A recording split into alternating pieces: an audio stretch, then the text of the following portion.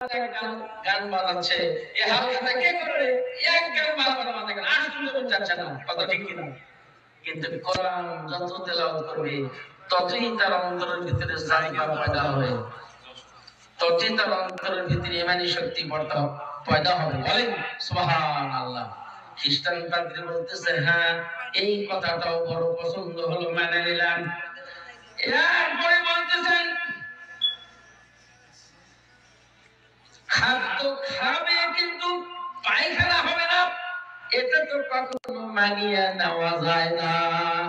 এত খাদ্য খাবে, ভ্যারাইটি ধরনের খাদ্য খাবে, পায়খানা হবে না, বাথরুম হাম্মাম খানা বেহেশতের ভিতরে নাই, কেমন কথা বলতেছে? দুনিয়ার একটা উদাহরণ আমাকে সুন্দরভাবে বুঝায় দেন।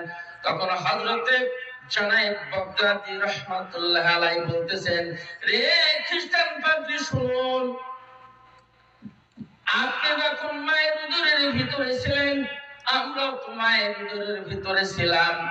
এই 10 মাস 10 দিন পর্যন্ত ছিলাম, সেখানে আপনি এবং আমি খেয়েছিলাম না, না খাইয়াছিলাম? ওই খ্রিস্টান পাদ্রী বলতেছে, না না, অবশ্যই খেয়েই তো মায়ের উদরের ভিতরে ছিলাম। এখন 8 মাস পর 9 মাস পরও বাচ্চা হয় সিজার করে, কথা ঠিক কিনা? কিন্তু সর্বশেষ যে সীমানা সেটা হলো 10 মাস 10 দিন।